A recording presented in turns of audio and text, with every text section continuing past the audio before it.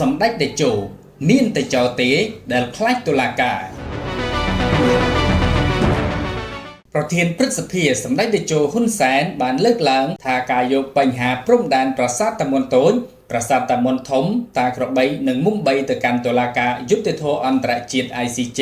ព្រោះកម្ពុជាថៃមិនអាចចុះសម្រុងគ្នាទេលើចំណុចទាំង4នេះទោះប្រើពេល100ឆ្នាំទៀតក្តីដែលត្រូវការជំរឿផ្សេងមួយចំនួនសម្ដេចថាកម្ពុជារក្សាសន្តិភាពនិងជំរឿនៃការអនុវត្តច្បាប់អន្តរជាតិជាងការធ្វើសង្គ្រាមថ្លែងសារពិសេសមុនកិច្ចប្រជុំពេញអង្គលើកទី3ព្រឹទ្ធសភាព្រឹកថ្ងៃទី16ខែមិថុនាឆ្នាំ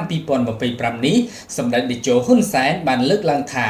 ការបញ្ជូនសំណុំរឿងទៅតុលាការអន្តរជាតិជាការបង្កសង្គ្រាមជាមួយថៃនោះទេ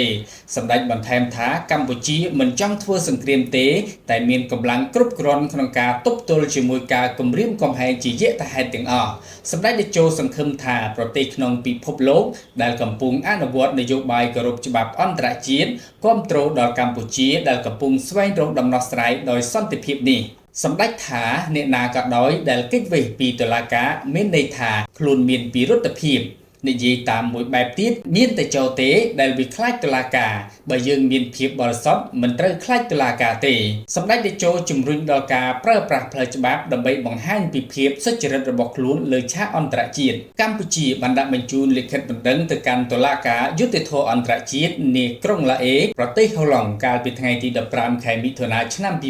2025ដើម្បីជាការជូនដំណឹងដល់តុលាការខណៈឯកសារគាំទ្រផ្សេងៗទៀតនឹងត្រូវបញ្ជូនតាមក្រោយក្នុងសេចក្តីប្រកាសព័ត៌មានកាលពីយប់ថ្ងៃទី15ខែមិថុនាឆ្នាំ2025បន្ទាប់ពីបញ្ចប់កិច្ចប្រជុំ JBC ក្រសួងការបរទេសថៃបានបង្ហាញការខកចិត្តដែលកម្ពុជាសម្រេចប្តឹងទៅ ICJ ដោយមិនសហការជាមួយខ្លួនក្នុងការដោះស្រាយតាមយន្តការទ្វេភាគីរវាងប្រទេសទាំងពីរក្នុងសេចក្តីប្រកាសនេះសរសេរថាប្រទេសថៃមានការខកចិត្តដែលកម្ពុជាបានបិទទ្វារមិនចរចាដោយសន្តិភាពលើចំណុចទាំង4នេះអ្នកតាមដានភូមិសាស្ត្រនយោបាយលោកបណ្ឌិតជ័យតិចយល់ថាការដែលថៃមិនចង់យកករណីព្រំដែនទៅតុលាការយុត្តិធម៌អន្តរជាតិព្រោះថៃដឹងខ្លួននឹងមិនអាចឈ្នះក្តីនេះទេលោកបន្ថែមថាការមិនសង្ឃឹមនោះព្រោះឯកសារភស្តុតាងនិងកិច្ចព្រមព្រៀងព្រំដែនដែលថៃខ្លួនឯងចុះហត្ថលេខាទទួលស្គាល់ត្រូវបានដាក់តម្កល់នៅអង្គការសហប្រជាជាតិហើយឯកសារទាំងនេះហើយដែលតុលាការនឹងយកមកពិនិត្យមិនមែនជាឯកសារដែលថៃទទួលស្គាល់តែខ្លួនឯងនោះទេ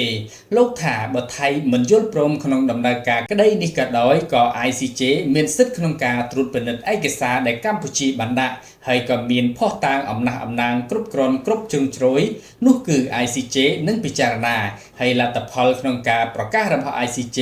បើថៃបដិសេធមិនទទួលស្គាល់វានឹងបង្ហាញភាពអាប់អន់របស់ថៃលើឆាកអន្តរជាតិនិងបង្ហាញពីចរិតឈ្លានពានមកលើកម្ពុជាបញ្ហាព្រំដែនចំណុចប្រាសាទតាមុនតូចតាមុនធំតាក្របីនិងតំបន់មុំបីបានក្លាយជាបញ្ហារកាំរកូសរវាងកងទ័ពថៃនិងកម្ពុជាជាយូរមកហើយរហូតដល់មានការឈ្លានពានវាឆ្មក់ចូលមកបាញ់សម្លាប់ទាហានខ្មែរម្នាក់កាលពីព្រឹកថ្ងៃទី28ខែឧសភាដែលធ្វើឲ្យស្ថានភាពព្រំដែនកាន់តែកើនកម្ដៅបន្ថែមទៀតស្ថានភាពកាន់តែក្តៅឡើងបន្ថែមទៀតក្រោយថៃបិទព្រំដែនដោយឯកតោភាគីនិងគម្រាមផ្ដាច់ភ្លើងនិងអ៊ីនធឺណិតហើយកម្ពុជាក៏បានសម្រេចបញ្ឈប់ការប្រើប្រាស់អ៊ីនធឺណិតពីថៃនិងបានបិទច្រកដូងជាការឆ្លើយតបផងដែរគណៈប្រមុខរដ្ឋាភិបាលនិងប្រធានព្រឹទ្ធសភាបានបន្តអំពាវនាវឲ្យពលរដ្ឋខ្មែរដែលរស់នៅប្រទេសថៃត្រឡប់មកកាន់កម្ពុជាវិញស្របពេលដែលបណ្ដឹងដាក់ទៅ ICJ នៅថ្ងៃទី15ខែមិថុនាម្សិលមិញនេះ